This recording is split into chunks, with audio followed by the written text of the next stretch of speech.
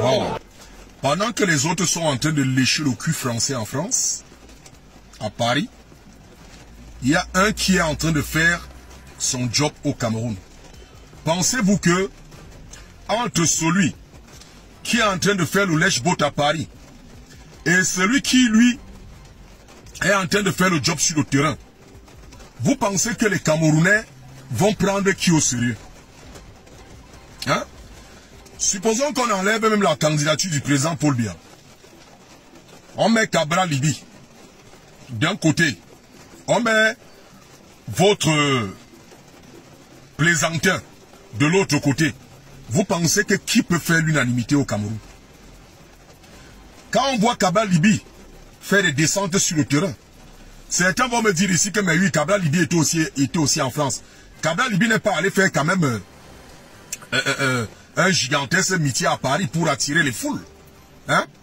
D'ailleurs, comment il aurait pu faire?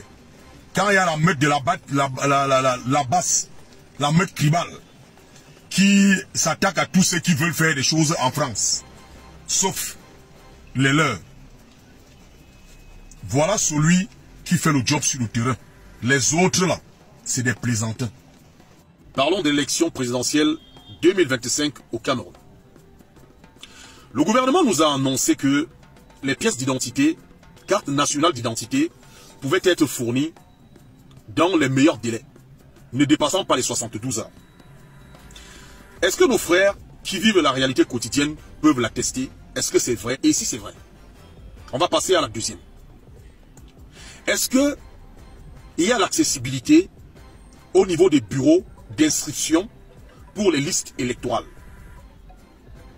Il faut que ce soit établi. Pourquoi? Parce que le vote est un acte citoyen. Et chaque citoyen camerounais a le devoir, je dirais même l'obligation, de faire valoir sa voix. Je vais me répéter. Chaque citoyen camerounais a le devoir, ou même l'obligation, de faire valoir sa voix. Parce que sinon, lorsque vous n'êtes pas inscrit sur les listes électorales, lorsque vous n'allez pas voter, et que le Conseil constitutionnel vous dise que c'est un tel qui a gagné l'élection présidentielle, vous n'avez aucun mot à dire. Parce qu'il y a des réalités. Ici, je ne suis pas en train de parler d'un candidat à l'élection présidentielle, je parle des citoyens camerounais. C'est à nous de changer les choses dans notre pays. Et pour ce faire, nous devons commencer par changer la mentalité. Nous devons changer nos mentalités. Parce que ce n'est qu'en changeant nos mentalités que nous allons pouvoir être libres de pouvoir soutenir nos idéaux. Si vous êtes vide de sens, si vous êtes désordonné, si vous êtes dans la manipulation, si vous êtes dans la convoitise, si vous êtes dans l'agitation, vous n'aidez pas le Cameroun. Le Cameroun a besoin de tous ses enfants.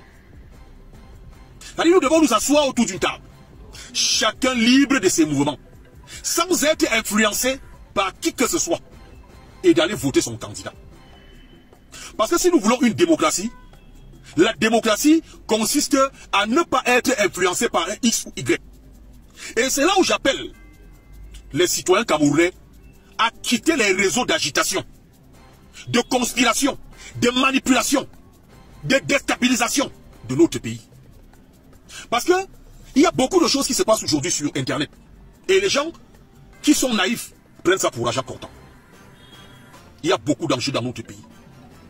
Il est hors des questions que le Cameroun ressemble entre de mauvaises mains. Je dis bien, on ne peut pas rentrer à l'ère 1960. Ce que nos pères ont revendiqué, la liberté totale, la souveraineté totale du Cameroun n'est plus discutable en 2025.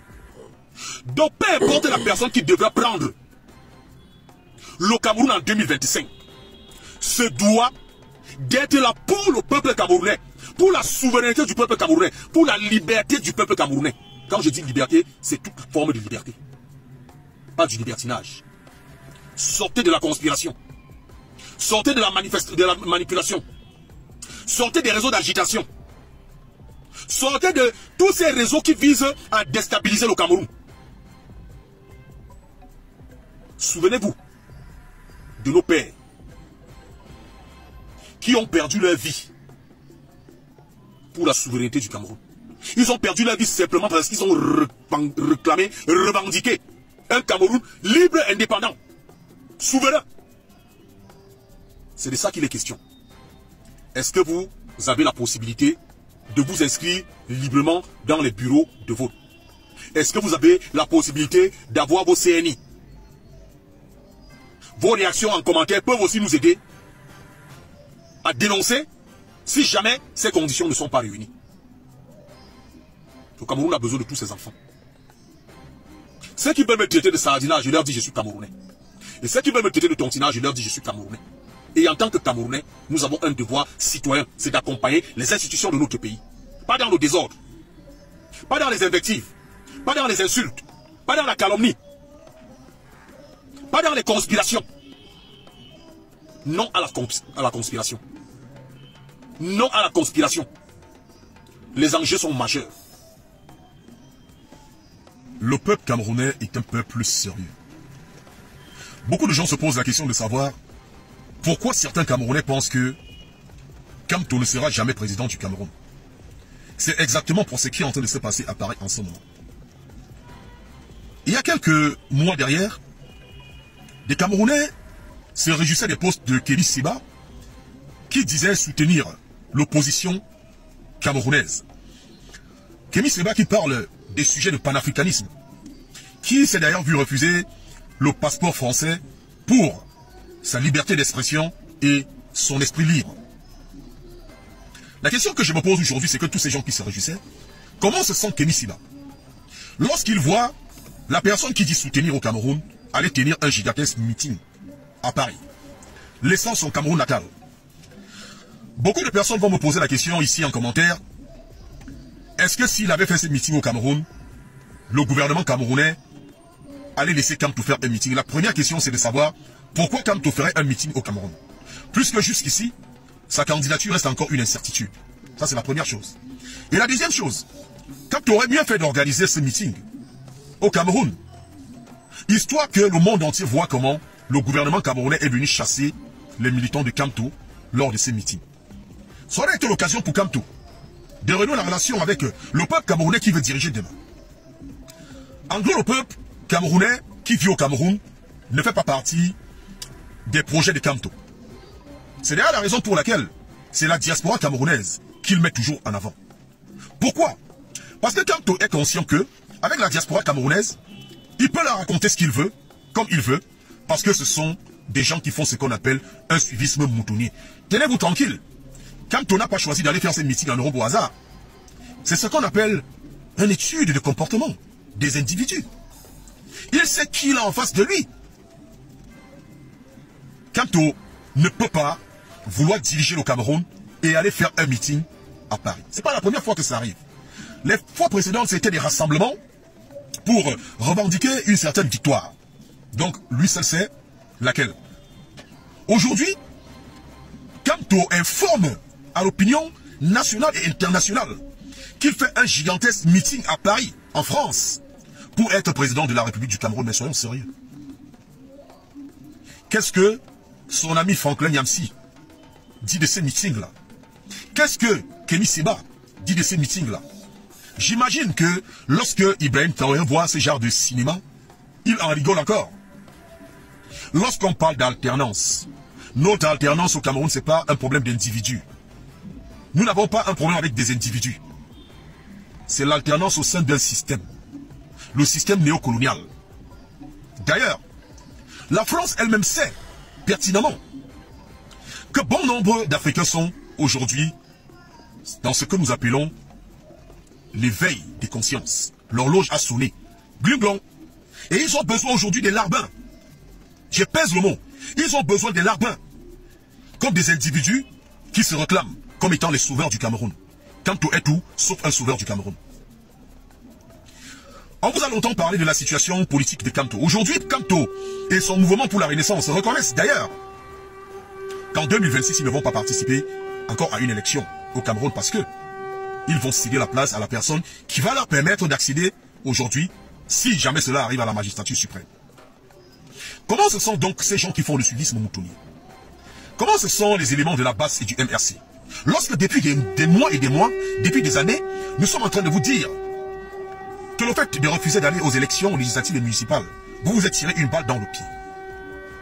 Comment vous vous sentez aujourd'hui à accepter de vous faire représenter par un parti qui lui a accepté d'aller aux élections municipales et législatives au Cameroun? Pendant que vous étiez en train de dire que tous ceux qui sont allés aux municipales et aux législatives ont trahi le peuple camerounais. Et ils sont tous des personnes à abattre. Aujourd'hui, ils ne sont plus des personnes à abattre. Ils sont vos anges qui doivent vous porter jusqu'au ciel.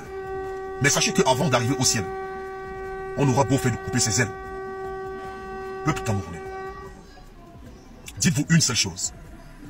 Ce qui est en train de se passer à Paris en ce moment, où je vois des gens en train d'insulter les institutions du Cameroun, insulter les personnes qui les incarnent. Posez-vous une seule question: si ces gens arrivent au pouvoir, comment ça va se passer? Une fois que vous avez la réponse à cette question-là, je pense que dans votre fond intérieur, vous savez déjà ce qu'il faut faire. Bonne soirée à tous et à toutes.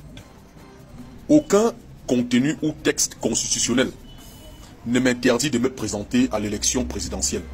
Sont là les mots de Kamto hier à Paris.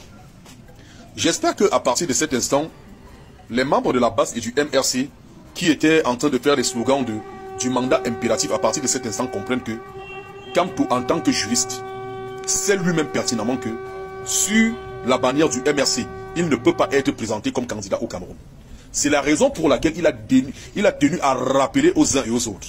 En tant que juriste et constitutionnaliste, aucun texte, aucune constitution au Cameroun ne m'empêche, moi, Kamto, de me présenter comme étant candidat. Ça veut dire qu'il peut se présenter comme un candidat indépendant, comme tous les autres. Hein? Il peut être coopté par un autre parti. Il peut obtenir ses 300 signatures. Donc, j'espère qu'à partir de cet instant, le débat, il est clos. Les Wilfried et Kanga, avec la grande connaissance dans le bavardage verbiage, peuvent donc se taire à ce moment-là. Hein? Tous les gens, les Tchumbu, les machins, tout, ils ont tous les noms, les mêmes noms. Tous ces gens qui étaient en train de faire l'apologie de le MRC sera candidat, le prof a toujours une longueur d'avance sur eux. Quand il a dit ça, c'était pour faire diversion. Il n'y a aucune diversion. La vérité, c'est que Kamto ne peut être présenté sous la bannière du MRC. C'est la raison pour laquelle il vous rappelle que aucun texte de loi, aucune constitution ne l'empêche, lui, Kamto, de se présenter comme étant président du Cameroun. Fin de citation. Vous allez comprendre plus tard. Vraiment, les gens de la base, quelle honte. C'est une honte, vraiment. C'est même des calamités. Celui de Valsero avec la barbe blanche comme la mienne, c'est là. Bête comme je n'ai jamais vu un garçon bête comme Valsero. Qu'est-ce dit de celui de Kanga? Ça m'étonne. Qui t'a même donné le nom de chez nous? Et Kanga, qui t'a donné le nom de chez nous? Toi, tu es le plus bête de la base. Et Kanga, tu es le plus bête de la base. Parce que quand on est allé à l'école, et qu'on ne peut pas faire asseoir son cerveau une minute, de réfléchir, pour essayer de voir le pourquoi du comment, et que tu es le plus bête de la base, Ikanga. Tes diplômes sont vides, nuls. Voilà le Cameroun que vous voulez diriger. Vous allez faire les meetings à Paris. Et Kanga peut interpeller le gouvernement français. Calibri Colombo va interpeller le gouvernement français. Les Valsero interpellent le gouvernement français. Soyez de Flandre Niamsi même interpeller d'abord le gouvernement français. Parce que quand vous parlez de la communauté internationale, c'est quoi? Hein? Vous parlez de quoi? Donc, vous avez donc décidé de reprendre effectivement le Cameroun tel que nous étions en train de vous annoncer. Quand le projet de Kamto, ce n'est pas de devenir président du Cameroun pour les Camerounais. C'est devenir président du Cameroun pour prendre le Cameroun et le remettre à la France. C'est ça que vous êtes en train de nous montrer là. Comment comprendre que quelqu'un veut diriger le Cameroun, il vient faire les meetings du Cameroun en France, à Paris. Mais vous êtes bêtes. Tous les gens de la base sont bêtes. Vous êtes une bêtise de la plus pire des bêtises. Hein? Ah, on vous dit que Kamto ne peut pas se présenter sous l'effigie du MRC pour l'élection présidentielle. Vous nous sortez les histoires que le mandat impératif est nul. Pourquoi maintenant vous allez encore faire les alliances avec les gens? Parce que là, vous avez officiellement annoncé qu'en 2026, vous n'allez toujours pas participer parce que vous êtes obligé de faire une concession. Vous voyez comment vous êtes bête? Soyez de Valsero. J'avais dit que les gens qui ne suivent pas Kamto sont des zombifiés. Toi, tu n'es pas seulement zombifié, tu es bandifié. Tu as dit dans ta tête là, ce n'est que les popcorn et le banga dedans. Et dans ta tête et ta clique sauvage et bête, ce n'est que les popcorn et le banga. C'est avec ça que vous allez diriger le Cameroun? N'importe quoi. N'oubliez pas de vous abonner abonnez-vous massivement. Opération 1 million de followers. Et likez. Laissez un commentaire si ça vous a plu. Et c'est tout. Aidez-moi à partager au maximum. C'est pas ça? C'est ça?